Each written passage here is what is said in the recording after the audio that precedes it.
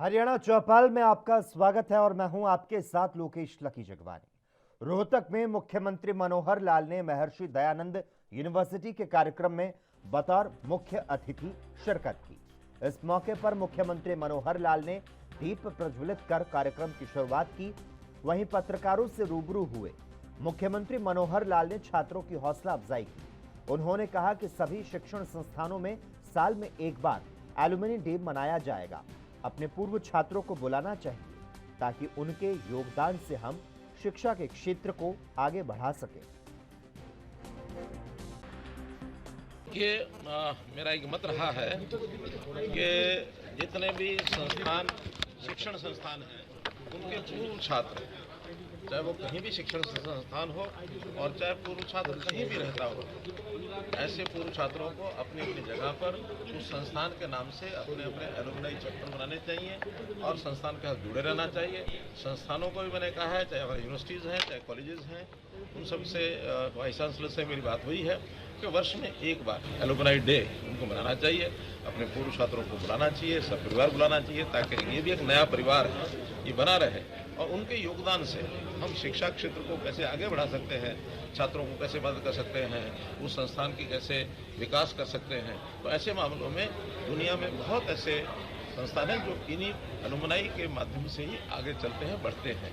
विश्व में 200, 250 साल पुराने ऐसे विश्वविद्यालय जिनके लगातार कार्यक्रम होते हैं, 20-20 हज़ार 30 हज़ार लोग आते हैं। तो इस काम को हमने हरियाणा से शुरू किया है और मैं समझता हूँ इसमें अच्छा रिस्पॉन्स मिलेगा। यूनियन हेल्थ सेक्रेटरी ने फिर लेटर लिखा है 5 राज्यों को कोविड की पॉजिटिविटी इंक्रीज की।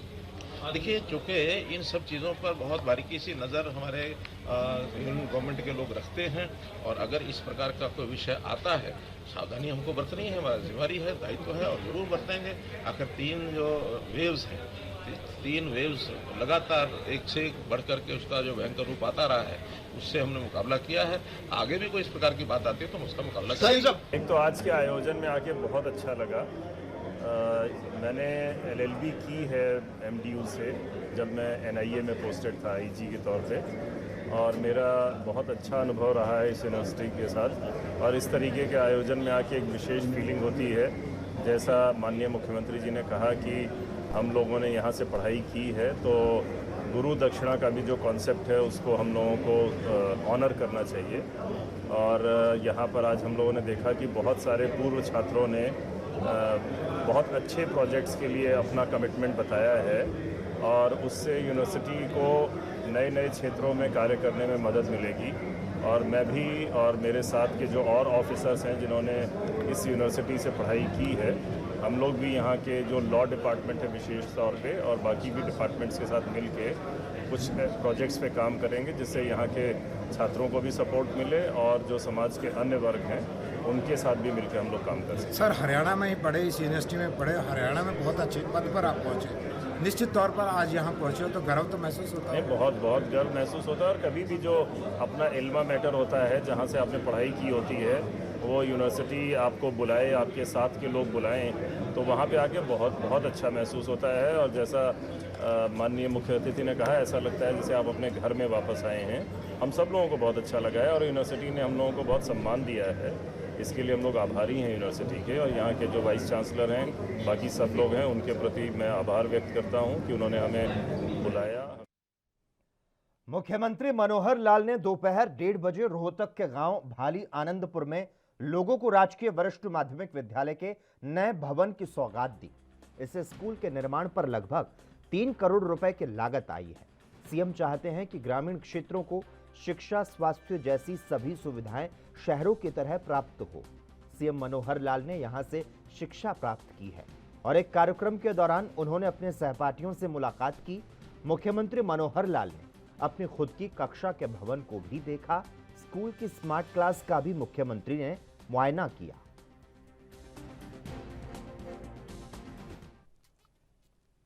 हरियाणा के गृह मंत्री अनिल विज ने चंडीगढ़ और एसवाईएल के मुद्दे को लेकर आम आदमी पार्टी पर कई आरोप लगाए और आप सांसद सुशील गुप्ता पर हमला बोला।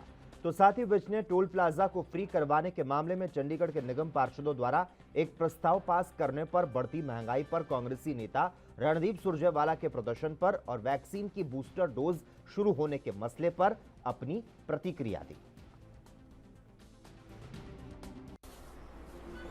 सब आम आदमी जो पार्टी है उनका आरोप है कि कांग्रेस हो या भाजपा, दोनों ने जानबूझकर एसवाईएल का जो मुद्दा है उसको लटकाए रखा है। क्या कहेंगे?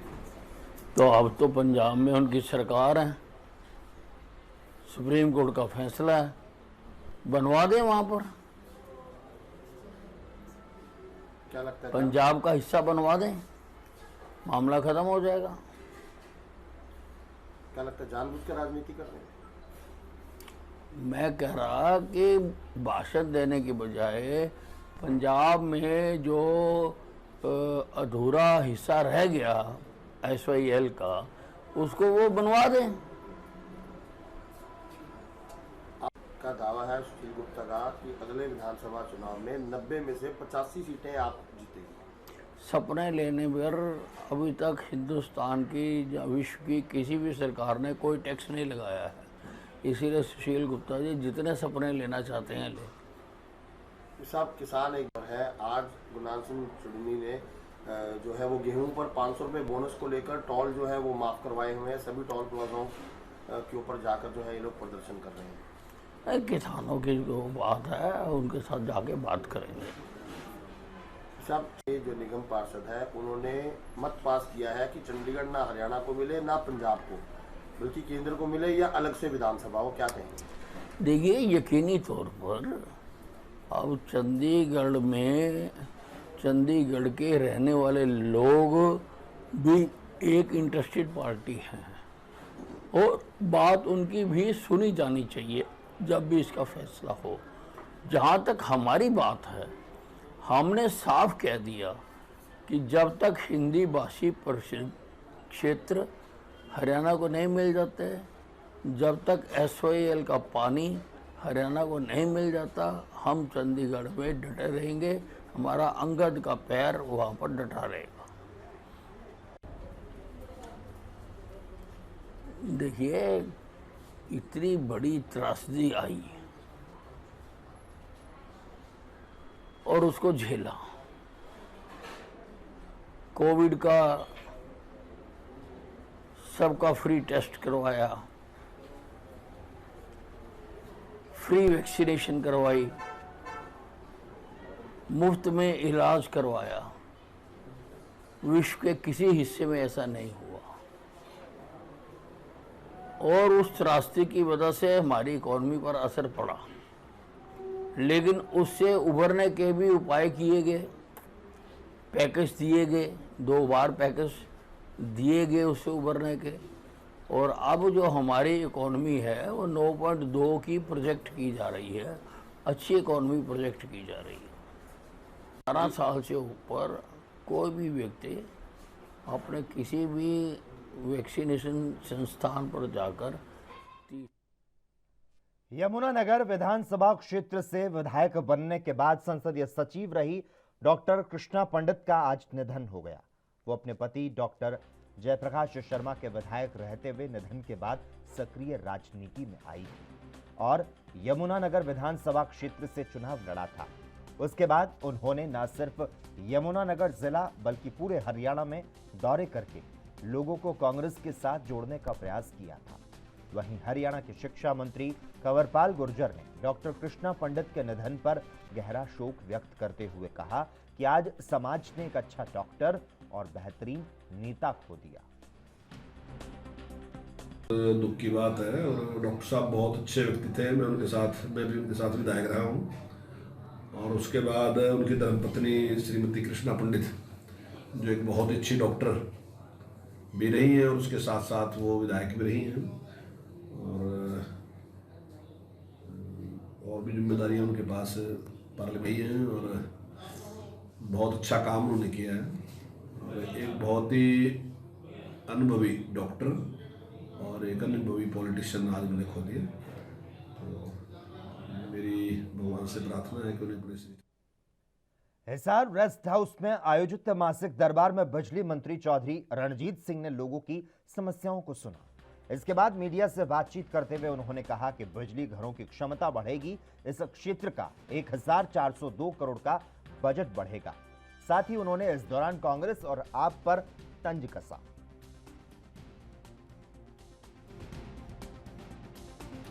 लोगों की ज़्यादा शिकायत तो मेरे पास ज़्यादा बिजली की आती है।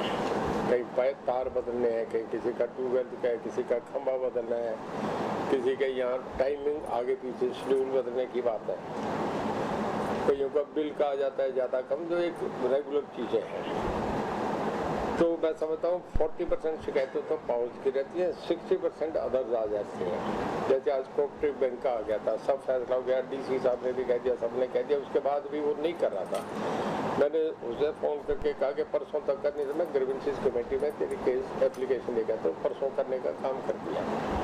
पुलिस के मामले भी आ जाते हैं। एक धर्मशाला है जिसमें ये कोई बाहर किराएदार बैठा, अंदर लेबर बैठी है, वो बिल भी नहीं भरते, बाहर वाला कब्जा करना चाहता है, मालिक की डेथ होगी, उसका वारिस कोई है नहीं। मैंने एसपी साहब से कहा कि उसका सारा स्टेटस क्या है, अगर कोई नहीं मालिक है तो गवर्नमेंट उसे अटैच करे, अपना कुछ भी करे। तो इस तरीके की जनरल सब तरीके की मिसलेनियस बहुत शिकायतें आ जाती हैं।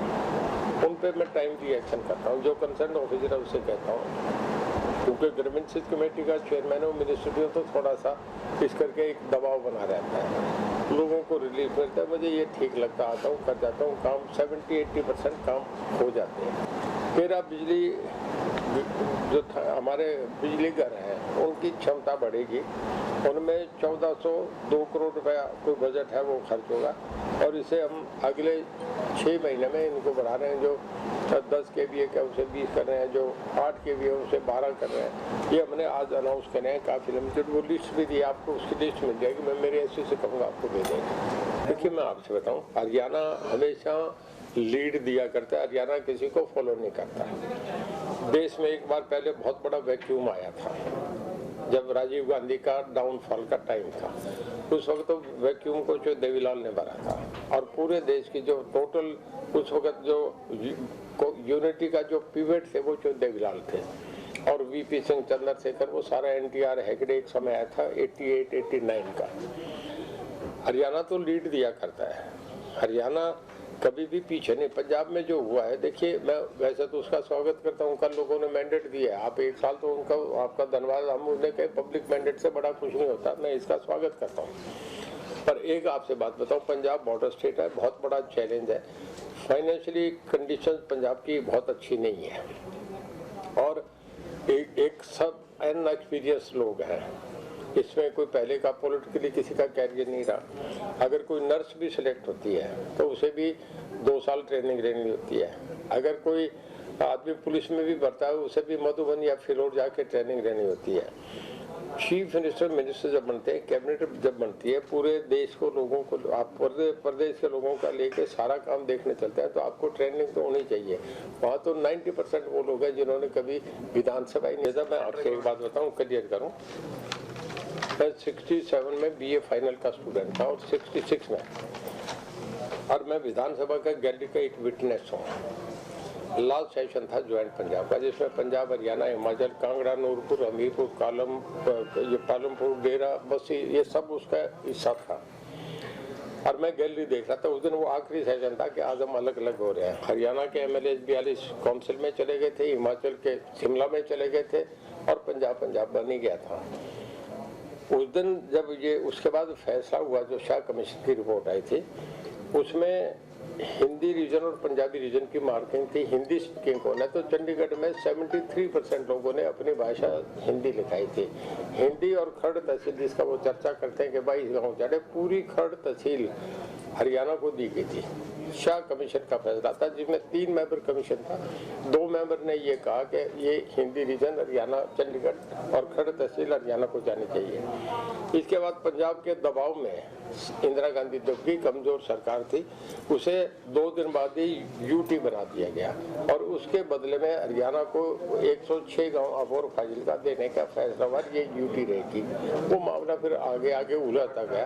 तब से तो हरियाणा पे हमारा पूरा हक है, पंजाब का तो है ही नहीं। हरियाणा करेगा केवल एक लाइन। हरियाणा चौपाल में खबरों का सिलसिला लगातार जारी रहेगा। हम यहां पर रुकते हैं एक छोटे से ब्रेक के लिए।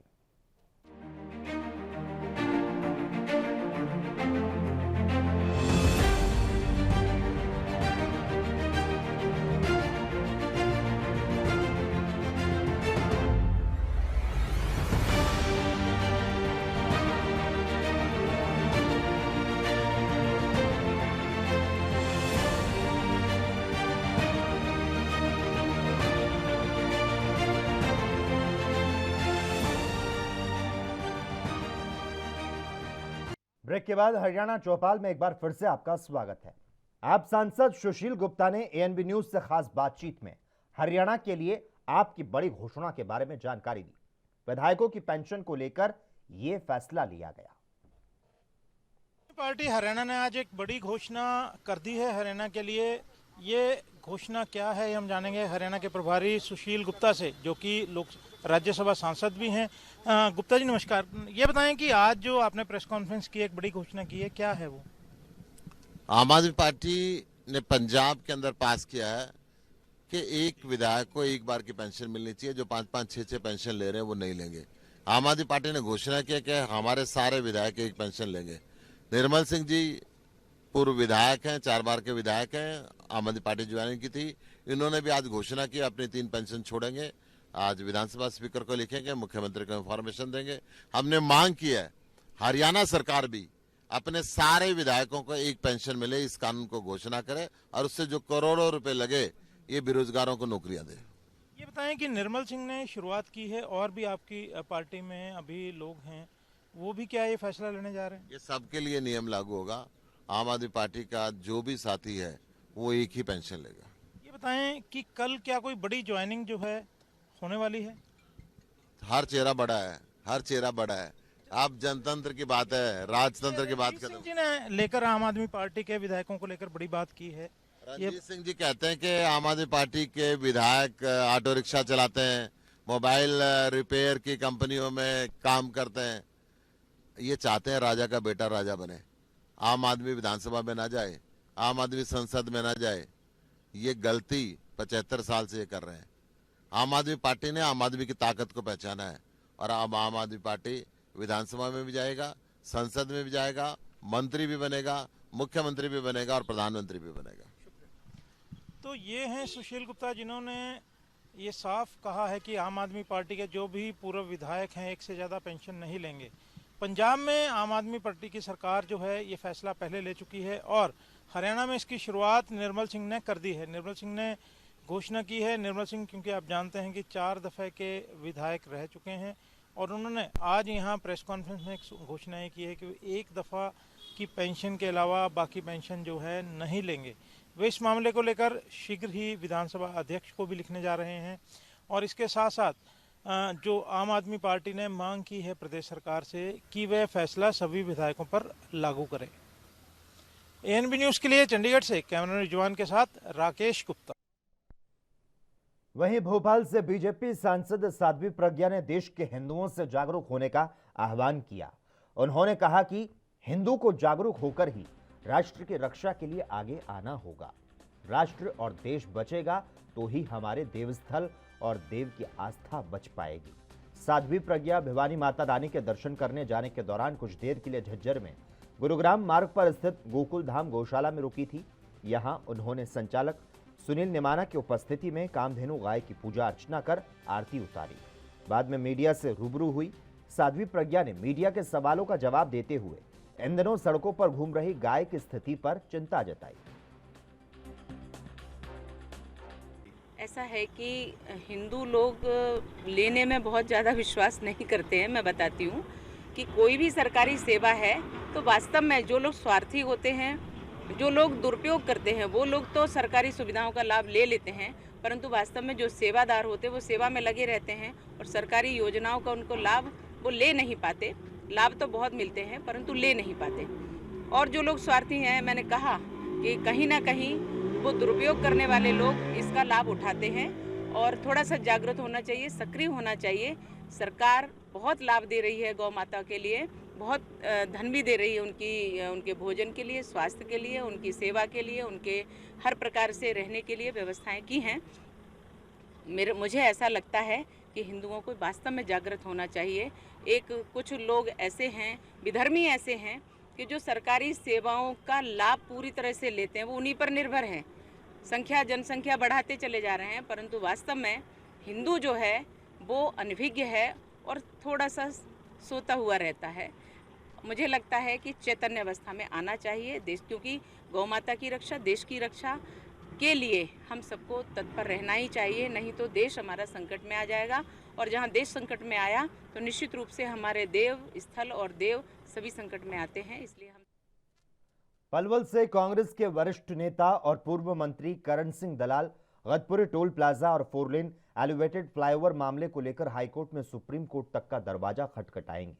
ये जानकारी करण दलाल ने अपने निवास पर प्रेस वार्ता कर दी। उन्होंने कहा कि जो नेता चुनावों से पहले जजिया कर हटाने की बात करते थे, उनकी सरकार में आज गतपुरी में जजिया कर लगाया जा रहा है और वो ही मंत्री बनकर एलिवेटेड फ्लाईओवर का उद्घाटन करने आ रहे हैं। उन्होंने कहा कि बीजेपी नेताओं के भ्रष्टाचार की बदौलत आज पलवल के नेशनल हाईवे 19 पर 6 लेन का एलिवेटेड फ्लाईओवर नहीं बन पाया, जिससे जाम की समस्या पलवल में बनी रहेगी। सही मायनों में भारतीय जनता पार्टी के नेताओं के लिए ये बहुत शर्मिंदगी की बात है, इनके लिए बहुत ही शर्म की बात है कि ये पुल इतने लंबे अरसे पलवल के लोगों ने जो लानत झेली, जो यहाँ जाम लगे रहने की वजह से स्कूल में जाने वाले बच्चों को, ब्याह शादियों में बड़े बुजुर्गों को, जो लोगों को अपमानित होना पड़ता था, घंटों घंटों लाइनों में खड़ा होना पड़ता था, उस पुल के निर्माण में, क्योंकि ये 6 लेन प्रोजेक्ट है दिल्ली से आगरा तक, और 6 लेन प्रोजेक्ट में आपने देखा होगा पृथला भी 6 लेन पुल है। एक जो पलवल के किनारे पर हुड्डा सेक्टर में जो पुल बनाया वो भी 6 लेन है। लेकिन अफसोस की बात यह है कि जो 3 किलोमीटर से भी ज़्यादा लंबा जो टुकड़ा शहर के अंदर से बनाया गया है, ये 4 लेन फ्लाईओवर बनाया है। इस पैसे को भाजपा के लोगों ने, नेताओं ने, मंत्रियों ने इस पैसे को अपनी जेबों में भरने का काम किया है और बेईमानी से, गैर कानूनी तरीके से ये पुल ना होकर के आने वाली पीढ़ियों तक का हमारे इस शहर के लिए इन्होंने एक आफत को, क्या एक 6 लेन प्रोजेक्ट इन्होंने बना दिया और वो 6 लेन जो नहीं बना वो पैसा कहाँ गया, क्योंकि कागजों में आज भी ये 6 लेन का प्रोजेक्ट है।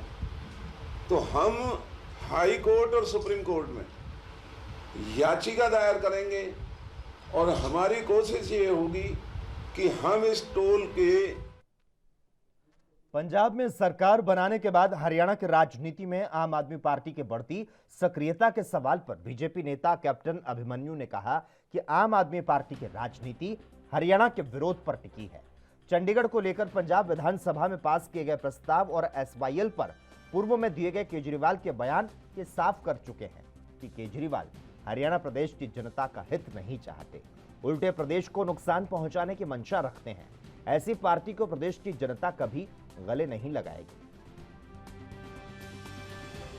तो हमें नहीं लगता कि जिस प्रकार से उन्होंने पंजाब में अपनी सरकार की शुरुआत की है कि वह हरियाणा के हितों की बात करने का उनको कोई अधिकार भी है।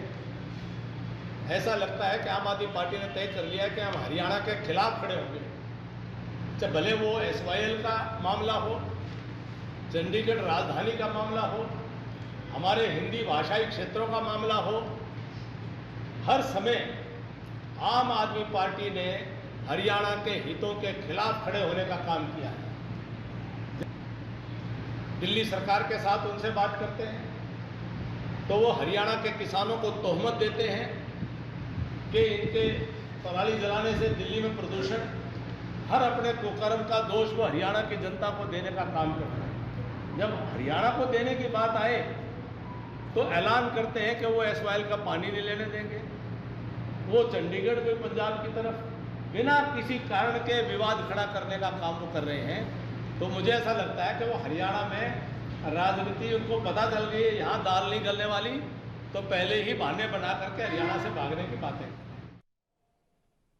और इसी के साथ ही हरियाणा चौपाल में बस इतना ही। तमाम अहम खबरों के लिए लगातार आप देखते रहिए ANB न्यूज़।